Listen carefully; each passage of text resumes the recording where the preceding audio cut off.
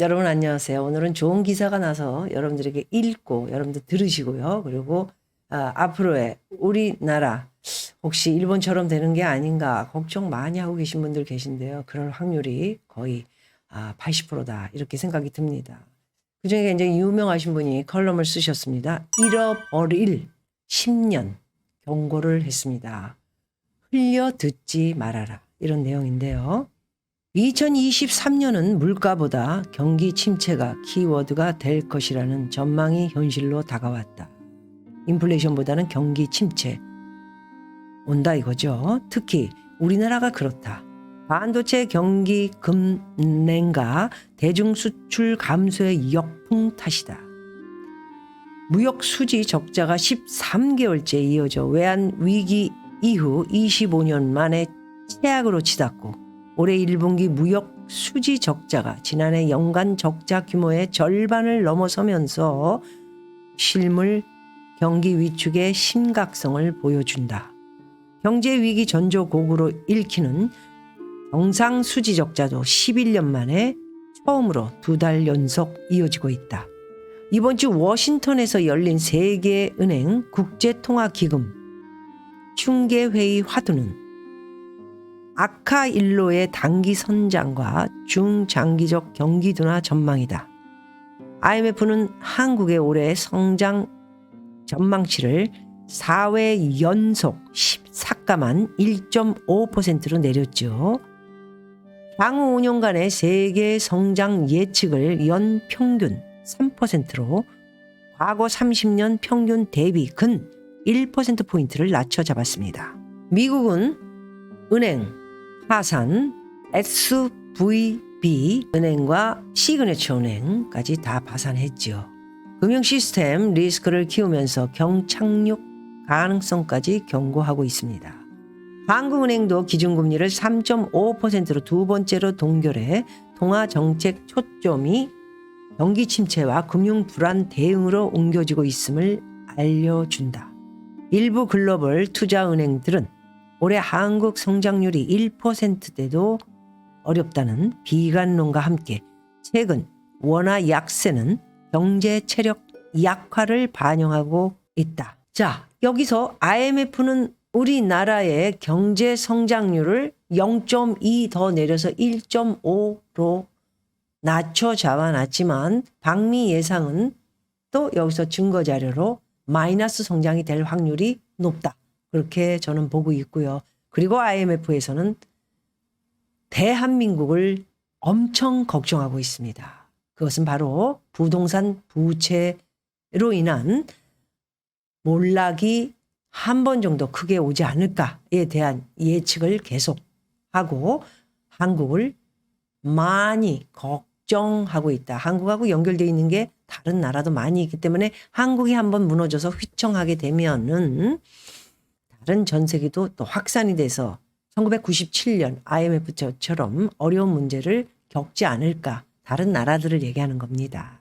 그래서 그렇게 되지 말기를 바라면서 대한민국에 많은 경고를 하고 있지만 지금 현재 윤 정권에서 운행하고 있는 모습을 봐서는 그리 달갑지 않은 일들이 지금 보이고 있어서 저는 걱정이 되고 있습니다. 그냥 나와서 여러분 이것은 이렇고 저것은 저래서 해야 할 건 해야 하고요. 국민을 위한 일들은 해야 하고 나머지 회사와 기업을 잃게 되는 것은 어쩔 수 없이 파산으로 정리를 해야 된다.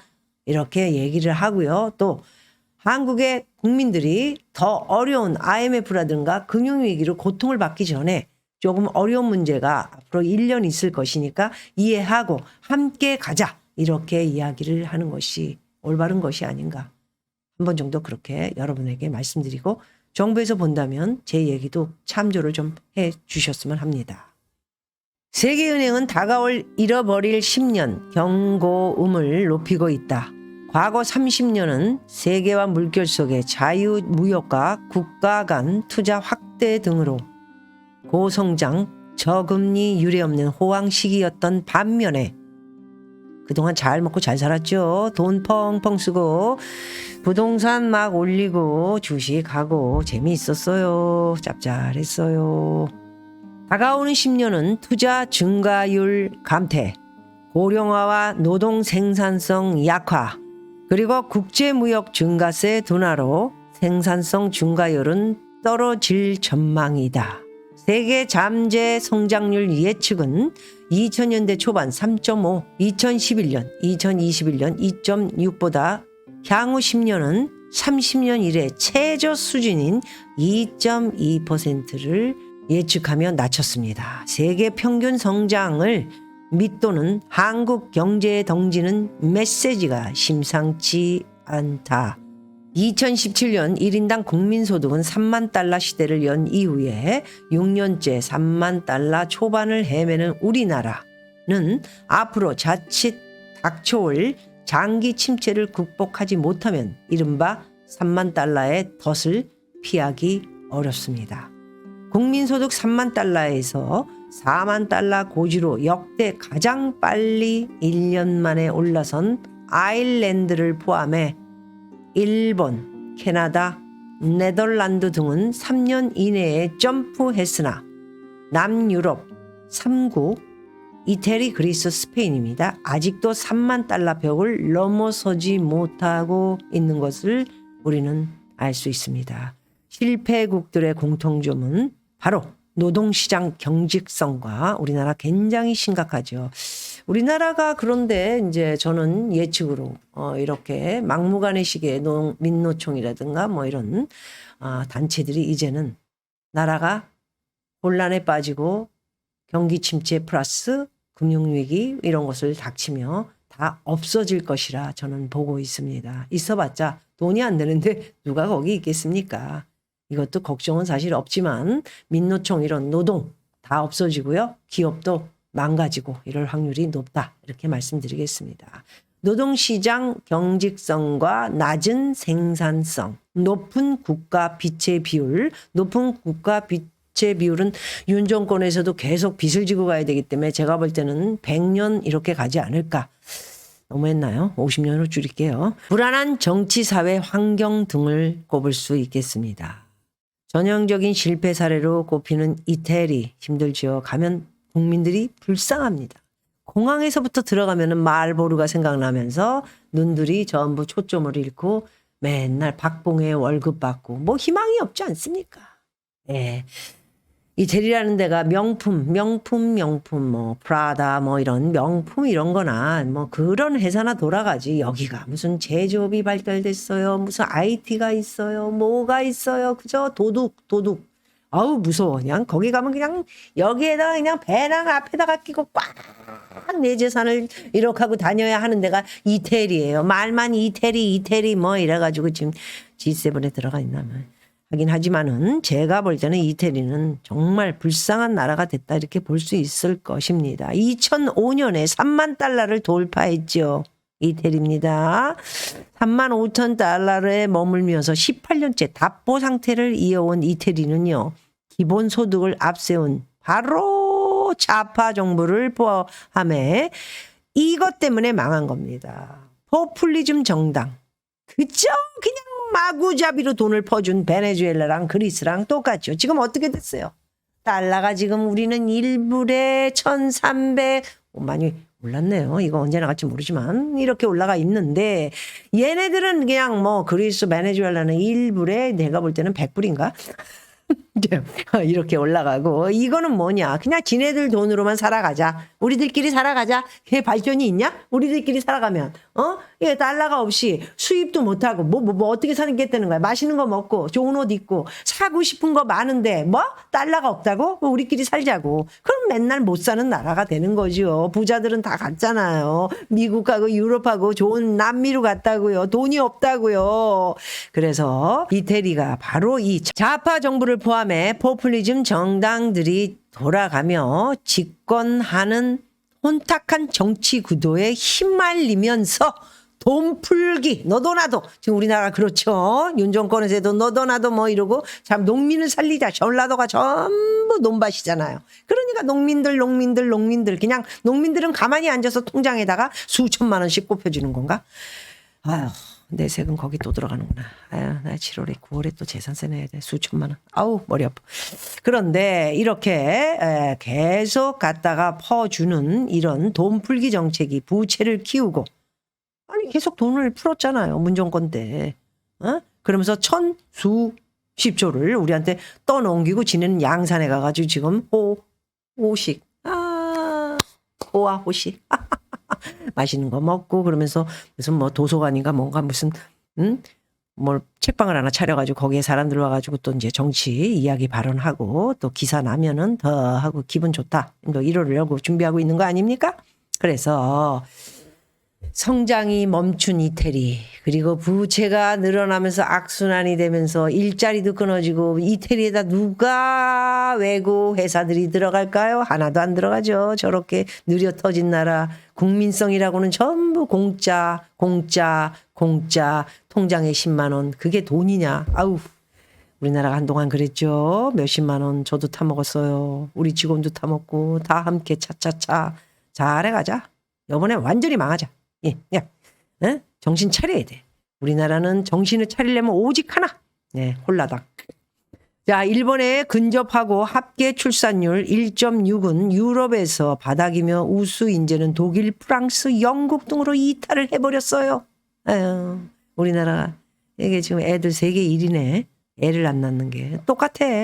이거 경고하는 거 무시하면 안 돼요, 여러분. 미국 대공황 시기에도 국민소득과 국내 총생산 GDP죠. 개념을 처음 도입한 노벨 경제학상 수상자 사이먼 쿠즈네츠 전 하버드대 교수는 세상에는 4종류의 나라가 있다. 바로 선진국, 후진국, 일본과 아르헨티나. 이분 재밌다. 선진국, 후진국 내 이해를 하는데 일본과 아르헨티나를 따로 얘기하냐? 자, 대한민국은 최빈국에서 선진국 입국까지 단숨에 달려온 저력을 가진 나라지만 쿠즈네츠가 예시한 4종류 나라들의 병증을 두루 갖춘 안타까운 현실에 맞닥뜨리고 있다. 아, 그렇구나. 무슨 말인지 이해하시겠죠? 세계 최저 수준의 저출산율과 낮은 저충률도 쓰고 보자죠. 예. 저성장 구도가 고착화하는 선진국병. 미래보다 과거 프레임에 집착하고 과학보다 괴담을 앞세우는 정치 사회의 풍토와 아직도 죽창가를 불러대는 조국 어디 갔어? 죽창가를 불러서 일본을 무찌르자? 에라이씨. 그게 지금 너 서울대 교수 맞니? 아유, 네. 자, 퇴행성 후진국병.